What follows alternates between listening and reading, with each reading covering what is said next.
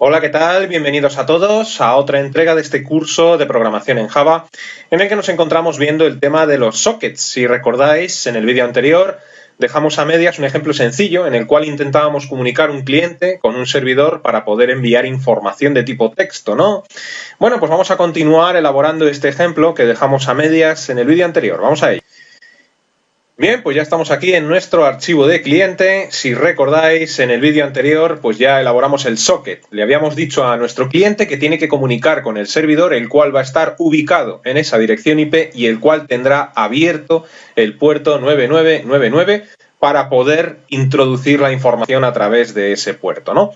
Siguiente paso. El siguiente paso, como comentamos en el vídeo anterior, es crear un flujo de datos de salida. Y para eso tenemos que crear un Data Output Stream. Me reitero, ¿no? Si tenéis dificultad con esto, pues iros a los vídeos del curso donde hablábamos de los streams para poder echar un vistazo. ¿Cómo lo hacemos? Bueno, pues tenemos que crear una instancia perteneciente a la clase Data Output Stream. Luego entonces, Data Output Stream. Vamos a llamar a esta instancia, por ejemplo, flujo salida, ya que los datos van a salir del cliente, que es donde estamos programando, igual a new data output stream. Y aquí, pues, este constructor nos pide unos parámetros, el constructor de data output stream. Vamos a echar un vistazo en la API. Vámonos a esta clase de data output stream. Vamos a ver si la localizo rápidamente para no perder mucho tiempo. A ver, Data Output Stream. Aquí tenemos la clase. Bueno, pues si echamos un vistazo aquí al constructor, pues vemos que nos pide un objeto de tipo Output Stream de salida, ¿no? Entonces, una vez que sabemos que nos pide esto, si echamos un vistazo en la clase Socket, vemos que nuestra clase Socket, entre sus métodos, pues hay uno que es getOutputStream, a ver si lo localizo, aquí lo tenemos, que lo que hace es devolvernos un output stream de este socket, ¿no? Concretamente nos devuelve, como podéis ver en la API, un objeto de output stream. En definitiva, lo que nos está diciendo la API es que tenemos que indicarle a este flujo de datos, pues, por dónde va a circular. Y le tenemos que indicar que va a circular por este socket utilizando el método getOutputStream. Luego entonces, dentro de los argumentos, pues aquí le decimos mi socket, que es el socket por donde van a circular los datos, punto getOutputStream. Y con esto pues ya lo tenemos. Le hemos dicho, mira, hemos construido un flujo de datos de salida. Y este flujo de datos de salida va a circular por el socket que hemos creado anteriormente, ¿no? Por esa especie de puente virtual. Siguiente paso, bueno, pues ahora le tenemos que indicar a este output stream, a este flujo de datos de salida, qué es lo que va a circular por este datos de flujo de salida, ¿no? Y bueno, pues para ello tenemos que utilizar métodos que vimos en su día, ¿no? En los vídeos correspondientes y que podéis ver en la API ahora mismo. Si le decimos que flujo de salida, que es la instancia de Data Output Stream, escriba en este flujo de salida writeUTF un string, concretamente campo1.getText. ¿Recordáis en el vídeo anterior cómo rescatábamos el texto que hay en campo 1, que era el JTestField de nuestra aplicación de cliente? En definitiva, lo que le hemos dicho con esta instrucción es que en el flujo de datos de salida va a viajar el texto del campo 1, es decir, escribe en el flujo lo que hay en el campo 1. Ese flujo circulará por el socket y el socket se está dirigiendo a ese servidor, ¿no? Que está en esta IP con este puerto abierto. Siguiente paso, pues tal y como vimos en su momento en los vídeos de los streams, en los flujos hay que cerrarlos para que no se queden abiertos. Luego entonces flujo salida punto close. Y con esto pues cerramos el flujo de datos. Bien, pues nuestra aplicación de cliente ya está, es decir, esto está ya todo preparado. Lo único que ocurre pues es que tenemos que preparar al servidor, ¿no? Ahora mismo lo que nosotros escribamos dentro de este JTestField, al pulsar el botón de enviar, se ejecuta el método actionPerformed, nos va a construir el socket, nos va a construir el flujo, va a meter dentro del flujo lo que haya en este cuadro de texto y por último se cerrará el flujo. Nos falta la segunda parte, nos falta configurar el servidor. Este servidor, el cual voy a ejecutar ahora mismo, ahí lo tenemos. Bueno, pues este servidor hay que ponerle a la escucha y hay que decirle que abra el puerto 999. Lo que hemos hecho hasta ahora ha sido tender el puente, el socket. Pero ahora hay que decirle a este servidor que nos abra una ventana, un puerto, que va a ser el 999, para que puedan entrar los datos a través de ese puerto y que permanezca constantemente a la escucha. Luego entonces nos olvidamos de momento del cliente, nos centramos ahora en el servidor, vamos al archivo del servidor y vamos a ver por dónde comenzar. Este servidor va a tener que hacer dos tareas, ¿no? Aquí le tenemos nuevamente.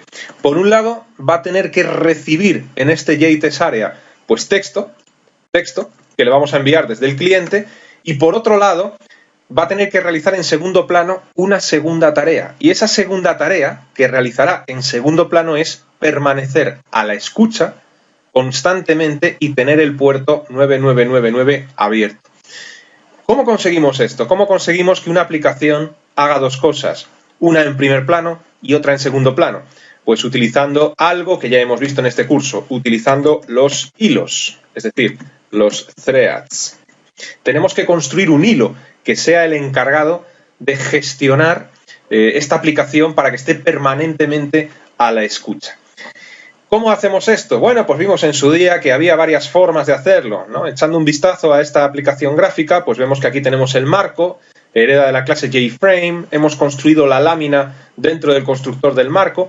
Bueno, pues para que esta clase, la que construye el marco, esté permanentemente a la escucha, podemos hacer que implements la interfaz que vimos en su día, runable. Y ahora, pues evidentemente nos marca un error porque al implementar la interfaz tenemos que completar todos los métodos que pertenezcan a esta interfaz. Le dejamos que sea Eclipse el que nos construya estos métodos y vemos pues cómo nos ha construido el método run, ¿no? Bueno, pues una vez que tenemos aquí el método run, el código que se encargará de estar a la escucha tendrá que estar aquí dentro. Podemos hacer, si queréis, una mini prueba para comprobar que efectivamente este hilo funciona, ¿no? Si nosotros aquí dentro del método run, simplemente a modo de prueba, pues hacemos un system.out.print y que nos diga, por ejemplo, estoy a la escucha, por poner algo, ¿no? Ahora después esto lo borraremos, simplemente es una prueba. Pues con esto que hemos hecho al cargar la aplicación, simplemente por cargar la aplicación, por ejecutar la aplicación, debería de imprimir en consola este mensaje. Luego entonces, si pulsamos en el play, pues fíjate cómo me ignora por completo.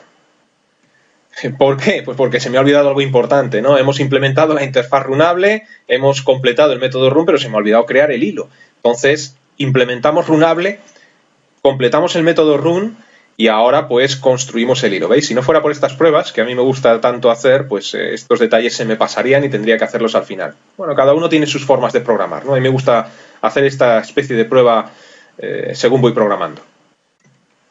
Para crear el hilo, pues dentro del propio constructor, ¿no?, de este marco, después de hacerlo visible, pues lo creamos. ¿Cómo creamos un hilo? También había varias formas, ¿no? Una pues es crear una instancia perteneciente a la clase thread, a la cual puedo llamar, por ejemplo, mi hilo, igual a new thread this. Si alguien tiene dificultades con esto, que vaya al vídeo de los hilos. Y ahora, pues decirle que ejecute el hilo, mi hilo.start.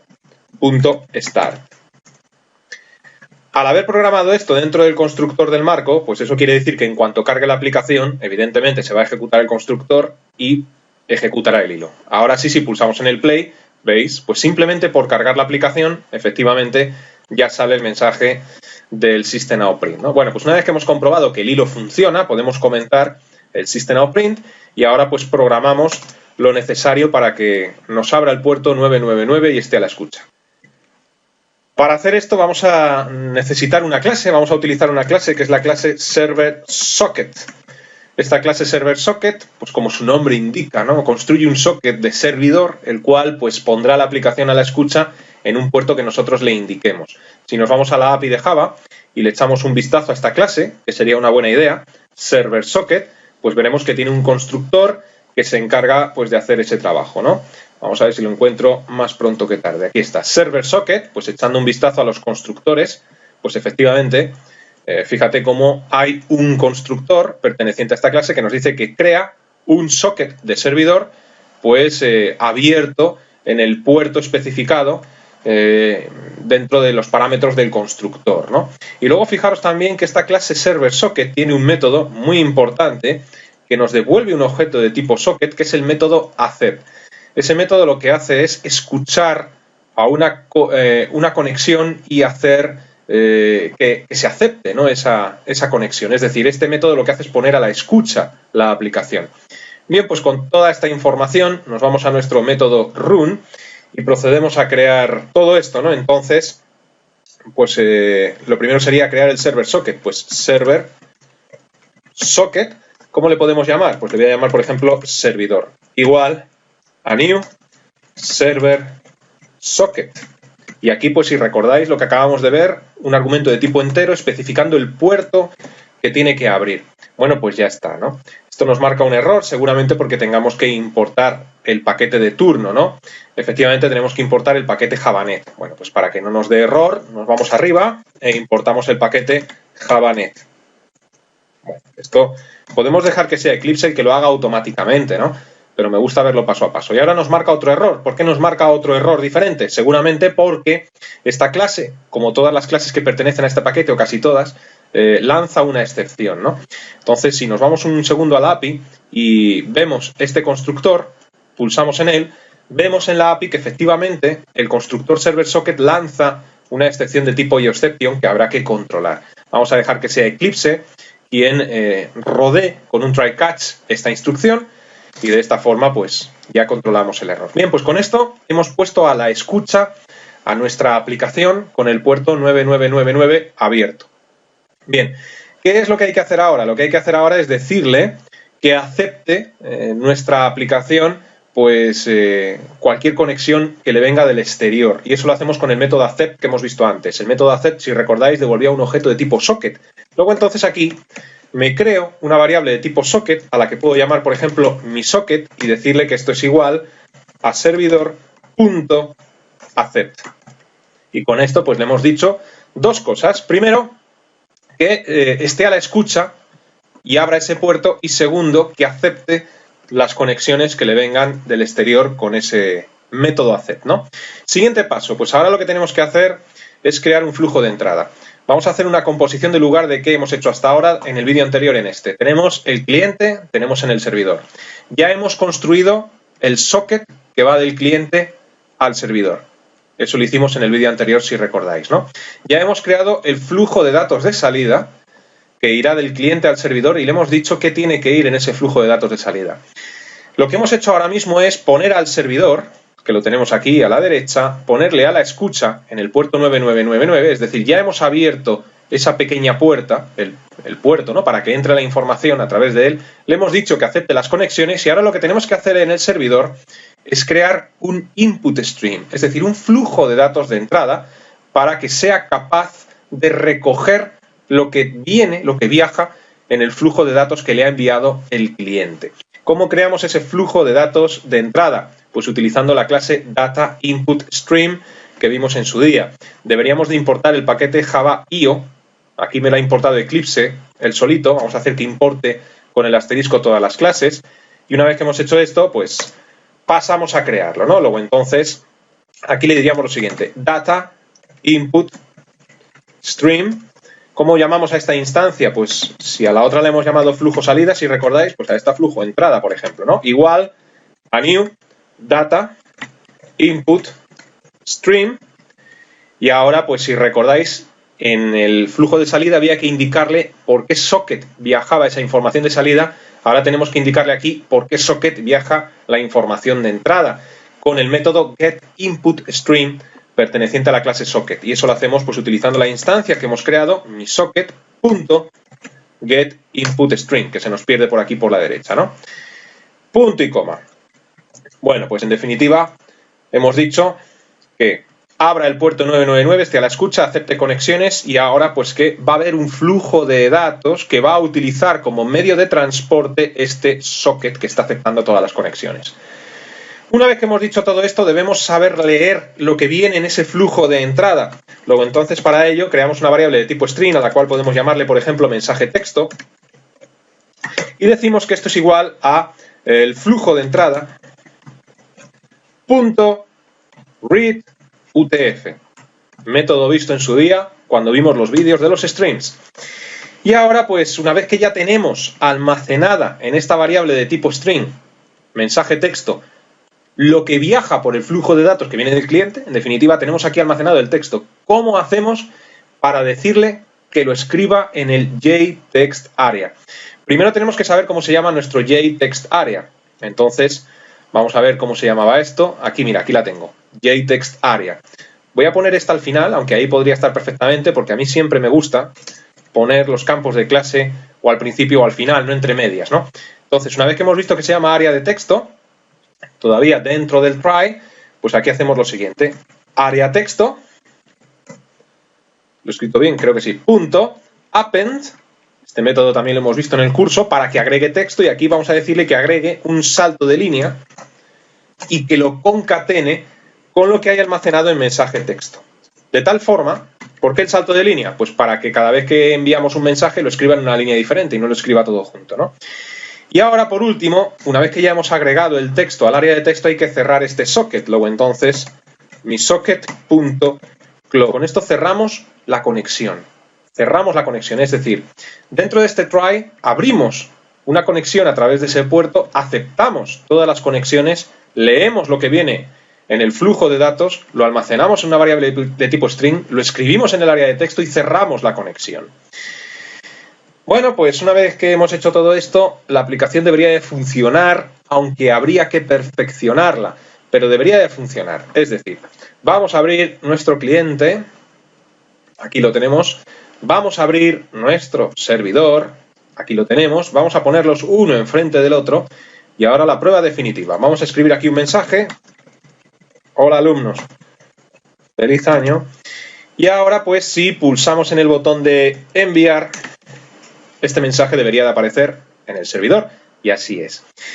He escrito mal el salto de línea, porque fijaos cómo me pone aquí la barra N. Entonces yo no quiero que me ponga barra N, yo quiero que haga un salto de línea. Esto es porque me he equivocado aquí en la barra. Es decir, esta barra no es esta, sino que es la otra. Siempre me equivoco con esto, ¿no? Bueno, pues una vez que hemos corregido ese pequeño fallo, pues volvemos a repetir, ¿no? Cerramos las aplicaciones, volvemos a ejecutarlas, cliente por un lado, servidor por el otro, aquí están enfrentadas, y ahora pues de nuevo, hola alumnos, que os vaya bien. Pulsamos el botón de enviar y ahí está el mensaje. Bueno, pues ya hemos conseguido a través de un socket conectar con una aplicación remota, es decir, cliente, servidor. Lo único que pasa es que la simulación pues la estoy haciendo en local. Lo único que tendréis que hacer es cambiar la IP y esta información viaja utilizando un socket a el servidor. ¿Qué es lo que ocurre? Pues que si intentamos ahora enviar otro mensaje, es decir, si borramos este y ponemos aquí otro mensaje, al pulsar el botón de enviar, pues este mensaje no se agrega. ¿Por qué? Bueno, pues porque aquí en el servidor lo que hemos hecho es cerrar la conexión. Entonces yo necesito pues que de alguna forma este código que tenemos aquí en el try esté ejecutándose en bucle una vez tras otra. ¿Para qué? Pues para que después de leer esta instrucción vuelva otra vez aquí arriba y vuelva otra vez a crear el socket, abrirlo, aceptar, etcétera, etcétera. Luego entonces eso lo podemos hacer si a continuación de haber creado el server socket, pues aquí metemos todo esto en un bucle infinito. Es decir, no es necesario volver a poner a la escucha, porque esto ya lo está haciendo el hilo. Lo que sí es necesario es decirle que acepte las conexiones de nuevo, porque aquí las hemos cerrado el socket, ¿no? Luego entonces justo en este punto deberíamos de crear un bucle infinito, es decir, si aquí le ponemos por ejemplo while true, abrimos llave, esta llave la cerramos después de mi socket.close, pues lo que estamos haciendo es un bucle infinito con todas esas instrucciones. ¿Este bucle infinito influye para algo en el funcionamiento de la aplicación? No, porque recordar que todo este código lo tenemos dentro de un hilo que se está ejecutando en segundo plano, lo que nos permite manejar la aplicación en primer plano. Si esta aplicación tuviera menús, que no los tiene, pero si tuviera menús, si tuviera otras cosas que hacer, pues lo podríamos trabajar, porque en primer plano está ejecutando una cosa y en segundo plano con el hilo está ejecutando este código en bucle, ¿no? Una vez hecho esto, ahora sí, si volvemos a probar nuestra aplicación, ejecutamos el cliente, ejecutamos el servidor, los enfrentamos así uno a otro, ¿no? Bueno, pues incluso minimizo todo lo que pueda tener abierto para verlo mejor incluso. Es más, os podéis tomar la molestia de crear jars ejecutables con cada una de estas dos aplicaciones, ¿no? Para prescindir totalmente de Eclipse. Pero bueno, eso ya es otra cosa. Vamos a poner, por ejemplo, hola, le damos a enviar, ahí está. Ahora ponemos otro mensaje y como se está ejecutando en bucle, la conexión se cierra y se abre constantemente, con lo cual adiós y otro mensaje y otro más. En fin, ahora sí ya tenemos una aplicación Java que se conecta utilizando Socket con un servidor y que está enviando constantemente información. Bueno, pues objetivo de momento cumplido. Me imagino que los que sois exigentes, es decir, todos vosotros, que os empezáis a hacer un montón de preguntas cuando termine un vídeo, os estaréis diciendo, vale, ¿ahora cómo hago para que crear el chat completo, ¿no? Es decir, que desde la aplicación server también pueda enviar al cliente y crear como una especie de aplicación, ¿no?, que se comunique en las dos direcciones. Bueno, pues eso ya lo veremos en el siguiente vídeo, así que de momento este lo vamos a dejar en el punto en el que nos encontramos y os digo lo de siempre. Hasta el próximo vídeo, que os vaya bien.